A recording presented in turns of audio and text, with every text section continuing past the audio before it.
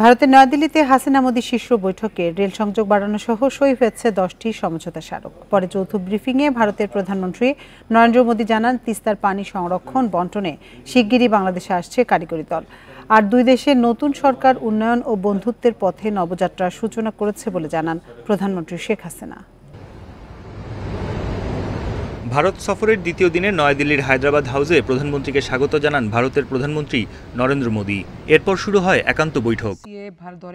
পরে দুই প্রধানমন্ত্রীর নেতৃত্বে শুরু হয় দ্বিপাক্ষিক বৈঠক। এতে দুই দেশের মধ্যে রেল যোগাযোগ বাড়ানো, ব্লু ইকোনমি, স্বাস্থ্যসেবা, আইসিটি সহ 10 বিষয়ে সই হয় সমঝোতা স্মারক। দ্বিপাক্ষিক এ বৈঠক শেষে যৌথ ব্রিফিংয়ে আসেন প্রধানমন্ত্রী নরেন্দ্র মোদি ও প্রধানমন্ত্রী শেখ হাসিনা। নিজ বক্তব্যে রেল যোগাযোগ উন্নয়ন ও রুপিতে বাণিজ্যের কথা সামনে এনে বাংলাদেশের উন্নয়নে সহযোগিতা অব্যাহত রাখার কথা জানান নরেন্দ্র মোদি। দেন অমীমাংসিত ইস্যুগুলোতে দ্রুত সমাধানের আশ্বাস।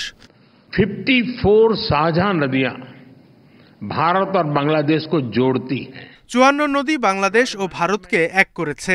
বন্যা ব্যবস্থাপনা, পূর্বাভাস, সতর্কতা, সুপেয় পানির প্রকল্পের ওপর আমরা গুরুত্ব দিচ্ছি। 1996 সালের গঙ্গা চুক্তি নবায়নের জন্য কারিগরি বিষয়ে কথা বলার জন্য সিদ্ধান্ত নেওয়া হয়েছে। এছাড়া তিস্তার পানি সংরক্ষণ বণ্টনেও শিগগিরই একটি কারিগরি দল বাংলাদেশে যাচ্ছে। ব্রিফিংয়ে আবারও প্রধানমন্ত্রী নির্বাচিত হয়ে সরকার গঠন করায় নরেন্দ্র মোদীকে অভিনন্দন জানান প্রধানমন্ত্রী শেখ হাসিনা। দুদেশের বন্ধুত্বের কথা তুলে ধরে বলেন, দৃঢ় এই সম্পর্কের কারণে হচ্ছে প্রভূত উন্নয়ন।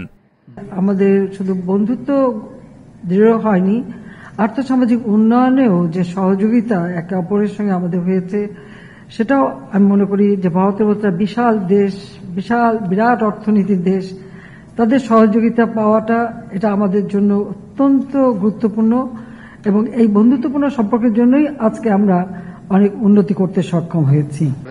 এ সময় ভারতের প্রধানমন্ত্রী নরেন্দ্র মোদীকে বাংলাদেশ সফরের আমন্ত্রণও জানান প্রধানমন্ত্রী শেখ হাসিনা। বন ইবনে কামাল, ইন্ডিপেন্ডেন্ট নিউজ, ঢাকা।